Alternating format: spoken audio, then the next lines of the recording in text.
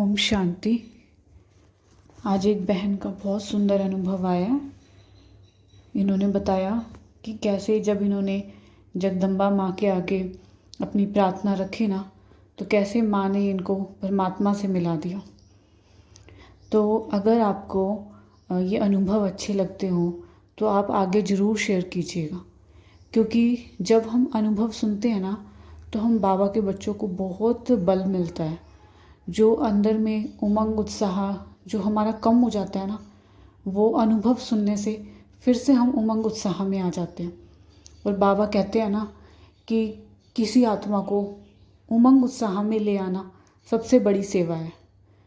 तो अगर ये अनुभव पसंद आए तो आगे ज़रूर शेयर कीजिएगा। तो बहन का अनुभव कुछ ऐसा है। इनका अनुभव जब ये ज्ञान में नहीं थे तो उससे पहले बताते हैं कि कैसे ये माँ के आगे बार बार पुकार करते थे और जिन प्रश्नों का ये जवाब बार बार माँ से मांगते थे, कहते हैं उन सभी प्रश्नों का जवाब यहाँ परमात्मा ने मुझे दे दिया। तो ये बताते हैं जब ज्ञान से पहले जब भक्ति मार्ग में थे तो पूजा करते थे, मंदिर भी जाते थे और फिर व्रत वगैरह भी रखते थे। पर लेकिन बहन कहती है फिर भी मैं जब भी माँ के आगे जाती थी ना तो माँ की फ़ोटो के आगे हमेशा ये कहती थी कि माँ मेरे शरीर में इतनी ताकत नहीं, क्योंकि बहन है ना, कहते हैं मैं बीमार बहुत रहती थी। तो है ना, कहते मेरे शरीर में इतनी ताकत नहीं होती थी कि मैं पूजा भी करूं, व्रत भी रखूं, मंदिर भी जाऊं। कहते मुझसे नहीं होता था। मैं किसी को देखती थी कि वो मंदिर जा रहा है, चलो मैं शुरू कर देती थी। पर लेकिन शरीर में ताकत नहीं होने के कारण कहते मैं 1 या 2 दिन जाती थी, फिर मैं छोड़ देती थी। और ये बताते हैं कि जो इनके परिवार वाले हैं, कहते हैं बहुत पूजा पाठ करते हैं। जैसे इनके युगल हो गए, इनकी जो सासू माँ हैं और भी ऐसे परिवार के लोग हैं, कहते हैं बहुत पूजा करते हैं, 1-1 घंटा भी कई बार वो पूजा करते हैं। तो बहन कहते हैं ना तो इतना समय होता था मेरे पास और ना ही इतने ही शरीर में ताकत होती थी और ना ही मुझे करना आता था कि मैं क्या करूँ पूजा में। कहते मुझे इतना पूजा पाठ भी नहीं आता था। ले और फिर कहते थे कि भाई थोड़ी देर मैं पूजा करती थी, लेकिन उसमें भी है ना, कहते मैं प्रार्थना करती थी माँ के आगे कि माँ मेरे ये लोग तो बहुत पूजा करते हैं, मुझे तो इतनी पूजा पाठ नहीं आती, तो क्या मुझे फल नहीं मिलेगा क्या मेरी पूजा का? क्योंकि मेरे पास समय भी नहीं है, बच्चों का भी देखना है, मेरे को समय ही नहीं लग पाता। तो बहन कहते मैं ऐसे करके रोती थी माँ के आगे कि माँ मैं क्या करूँ, मैं इतना नहीं कर पाती, ना ही मुझे इतना सब पूजा पाठ आता। तो देखो, एक प्रॉब्लम तो ये थी इनकी कि भाई पूजा पाठ की, और दूसरा कहते हैं ये बीमारी की वजह से बहुत दुखी रहते थे। तो बीमारी कहते थे कि भाई, बताते हैं कि 12-13 साल से कोई बीमारी थी। तो बताते हैं बहुत टाइम तक उसकी दवाई ली। कहते 12-13 साल मैंने दवाई ली पर मुझे कोई आराम नहीं आ रहा था। और दिन ब दिन कहते मैं अपने आप को और ज़्यादा वीक और शरीर से और ज़्यादा कमज़ोर महसूस करती जा रही थी। और मैं बार बार कहते हैं कि भाई, बहन बताते हैं कि मैं बार बार माँ के आगे बैठ के यही बोलती थी कि माँ चाहे तो मेरी बीमारी ख़त्म कर दो या मेरा इसकी तरफ से ध्यान हटा दो। हाँ, और कहते कई बार कहते मैं माँ को ये भी कहती थी कि इतने साल हो गए हैं कि आप ठीक नहीं कर सकते हो, इतने साल हो गए हैं कि आप ठीक नहीं कर सकते हो, आप तो कुछ भी कर सकते हो।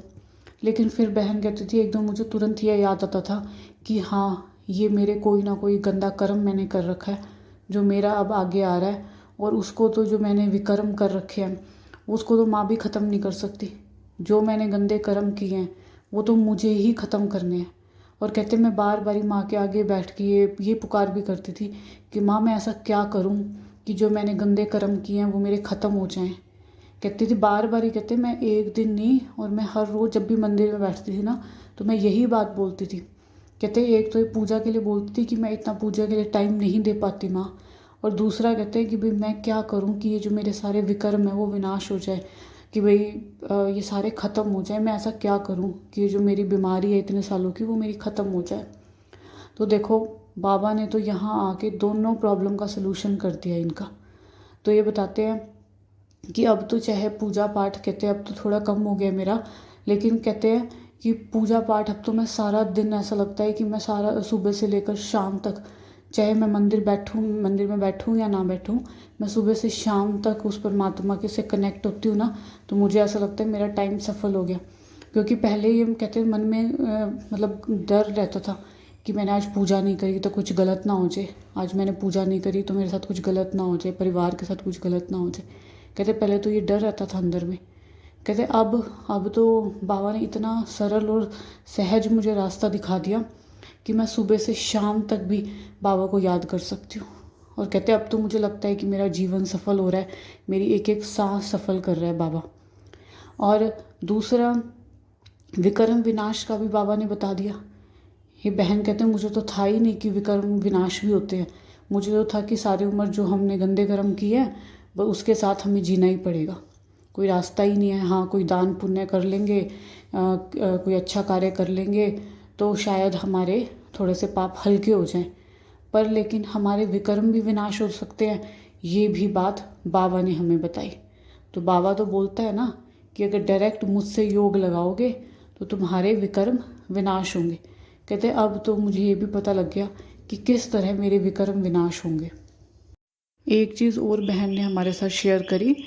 बहन बताते हैं कि जैसे इनके घर में ना पूजा पाठ बहुत होता है, तो जैसे इनका जो नंबर आता था ना, जैसे पूजा का इनका ऐसा सिस्टम था घर का कि वो तो देखो अपने घर का अपना अपना सिस्टम है, तो ऐसा था इनका सिस्टम घर का कि पहले तो जैसे इनकी युगल पूजा करते हैं, तो ऐसे आधा एक घंटा उनको लग जाता है। फिर कहते हैं कि मेरी सासू माँ पूजा करती हैं, और कहते हैं फिर लास्ट में मेरा नंबर आता है, मैं पूजा करती हूँ। क्योंकि उस टाइम पहले बहन कहते हैं कि मैं जैसे नाश्ता नुश्ता तैयार कर रही होती हूँ, तो कहते हैं इतने इनके युगल, इतने फिर इनकी सास इतने पूजा कर लेते हैं। तो कहते हैं आखिरी में जैसे जब मेरा नंबर आता है ना, तो मुझे बहुत लेट हो जाता है। कई बार ही बताते हैं 11-11, कई बार 12-12 भी बज जाते थे नाश्ते में।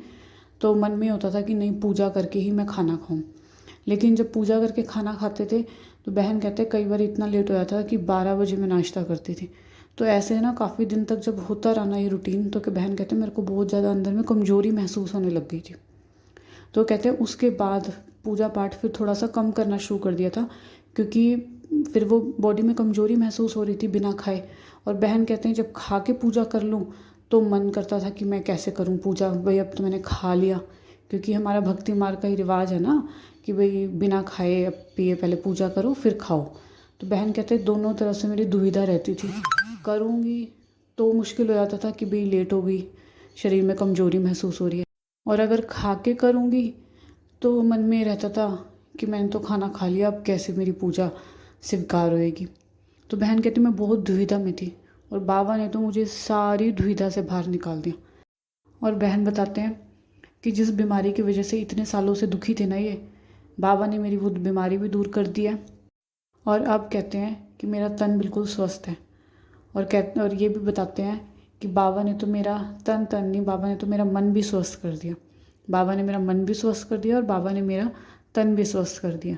और कहते हैं कि मैं जितना शुक्रिया करूँ ना बाबा का उतना कम है। तो ये अनुभव आपको अच्छा लगे तो आगे ज़रूर शेयर कीजिएगा, औरों को भी बहुत मदद मिलती है। अच्छा जी, ओम शांति।